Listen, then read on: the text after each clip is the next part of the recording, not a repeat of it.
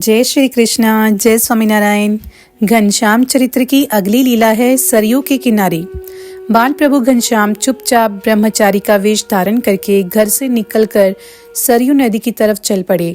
बार बार वे पीछे मुड़कर देख लेते थे कि बड़े भाई राम प्रताप जी पीछे से आकर उन्हें घर वापस ले जाएंगे परंतु उन्हें घर वापस नहीं जाना था। उन्होंने घोर तपस्या करनी है और अगणित लोगों का उद्धार करना है। ऐसा सोचते हुए वे तीव्र गति से चलकर सरयू के किनारे आकर खड़े हो गए। उस दिन संवत 1849 आषाढ़ शुक्ल दशमी का दिन था। प्रातःकाल का समय था। वर्षा की हल्की फुहारें पड़ रही थी। दोनों किनारों से उछलते हुए सरयू का जल बह रहा था। नदी में बाढ़ आ गई थी। घनश्याम सरयू की बाढ़ पार करने के लिए उसमें कूद पड़ने का निश्चय करके सरयू के तट पर खड़े थे। भोर होने की देर थी तब घनश्याम ने अपने शरीर को सरयू के उफनते हुए प्रवाह में फेंक दिया।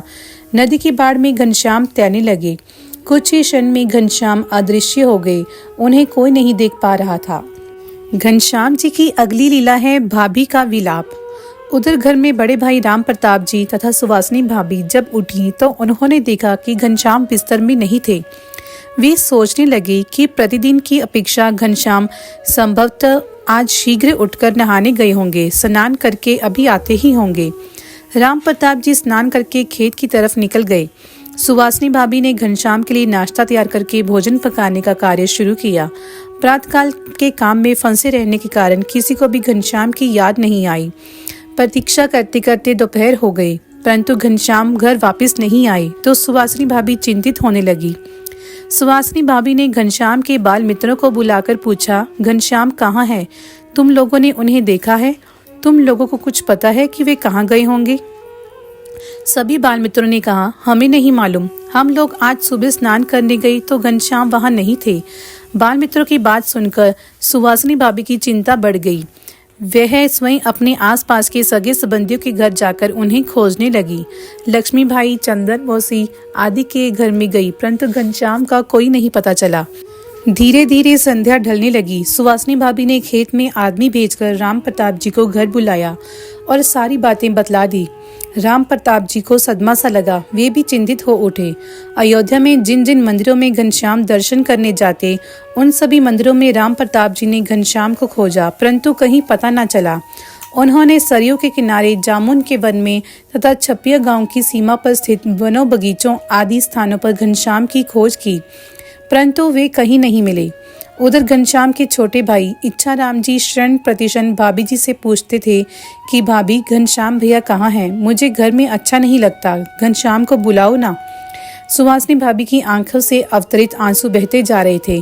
उन्हें कुछ भी अच्छा नहीं लग रहा था। क्षण प्रतिक्षण घनश्याम की याद आती रही और वे रोने लगती। घनश्याम के बाल मित्रों को भी बहुत बड़ा दुख लगा। वे सभी लोग घनश्याम कहाँ है इस प्रश्न का उत्तर ढूंढने का प्रयत्न करने लगे। रह रहकर घनश्याम के बाल मित्र आते और पूछते, घनश्याम मिले? पर उन्हें कोई संतोषजनक उत्तर ना मिलता तो सभी लोग व्याकुल हो उठते। उनके बाल मित्रों ने अयोध्या की गलियां झांक ली, बाग बगीचों आदि स्थानों पर घनश्याम को ढूंढा, परंतु घनश्याम कहीं ना मिले। अब तो बड़े भाई राम प्रताप जी का धैर्य भी टूटने लगा। ग्लानि से उनकी आंखें आंसू से भर जाती थीं। सगे संबंधी सभी घनश्याम को खोजने लगे। उन लोगों ने अयोध्या की बाजारों, गलियों, मंदिरों में खोजा, परंतु घनश्याम का कहीं भी पता न चला। धीरे धीरे अंधेरा बढ़ता गया। सभी हाथ में फानुस लेकर गांव के बाहर खेतों, जंगलों और नदी के किनारे ढूंढने निकल पड़े, परंतु घनश्याम कहीं न मिले। उधर सुवासिनी भाभी लगातार रोती सिसकती रहीं। घनश्याम को याद करके इच्छाराम भी रोने लगते। वही हाल घनश्याम के बाल मित्रों का भी था। घनश्याम सभी के लिए प्रिय थे, इसलिए गांव की महिलाओं और पुरुषों को भी बड़ा दुख हो रहा था। सुवासिनी भाभी सोचने लगी, कदाचित जंगल में बाघ, भेड़िया आदि हिंसक जंगली जानवर रहते हैं, शायद वो खा गए होंगे। संभव है सामने डस लिया हो सकता है नदी में घनश्याम को कोई मगरमच्छ निकल गया हो।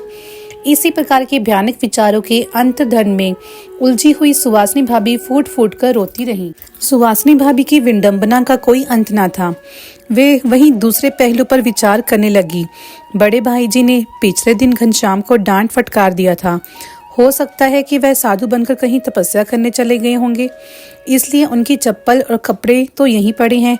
नंगे पांव कैसे चलेंगे? बरसात में वे स्वस्थ कैसे रहेंगे? खुले शरीर में ठंड व धूप से कैसे सहन करेंगे? जंगल में भोजन कहाँ से प्राप्त करेंगे? भोजन पकाकर उन्हें खिलाएगा कौन?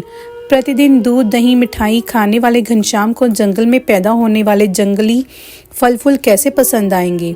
जंगली प्राणी उन्हें फाड़ कर खा जाएंगे। इन्हीं विचारों में खोई हुई सुवासिनी भाभी एकाएक पुनः रोने लगती। बड़े भाई राम प्रताप जी अयोध्या के सभी स्थलों पर घनश्याम को खोजने के पश्चात रात्रि में 12 बजे घर वापस लौटे। इतनी तलाश के बावजूद घनश्याम का कोई पता न चला। राम प्रताप जी के हृदय में धैर्य टूट चुका था। वे भी घनश्याम को याद करके रोने लगे। राम प्रताप जी और सुवासिनी भाभी घनश्याम के लिए ना जाने क्या क्या सोचने लगते। वे आंखों में आंसू लिए भगवान से प्रार्थना करने लगे, हे भगवान, हमारे घनश्याम को कहीं से भी हमें मिला दीजिए। हमारा धैर्य टूट रहा है। हे प्रभु, हमारे प्राण भले ही ले लीजिए, किंतु प्राणों से भी प्रिय घनश्याम से हमें मिला दीजिए। हे भगवान, लोग हमें क्या कहेंगे? यही कहेंगे कि भाई और भाभी ने घनश्याम को बाहर निकाल दिया। कोई कहेगा कि भाई और भाभी दोनों मिलकर घनश्याम को परेशान करते रहे, इसलिए घनश्याम घर छोड़कर चले गए। इसलिए हे भगवान, घनश्याम जैसा कहेंगे हम वैसा ही करेंगे। हमें घनश्याम से भेंट करा दीजिए।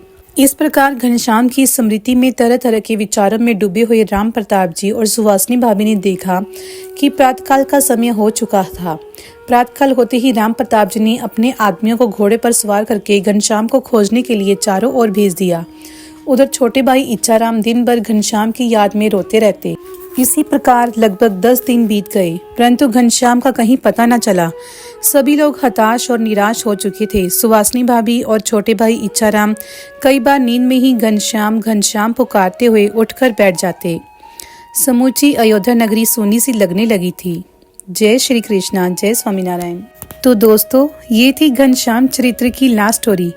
अगर आपको ये सीरीज पसंद आई हो तो मेरे चैनल शब्दों में ज्ञान को लाइक, शेयर और सब्सक्राइब करें, ताकि ऐसी ही और धार्मिक कहानियाँ आप तक पहुँचती रही। मेरे चैनल से जुड़े रहने के लिए धन्यवाद। जय श्री कृष्णा, जय स्वामीनारायण।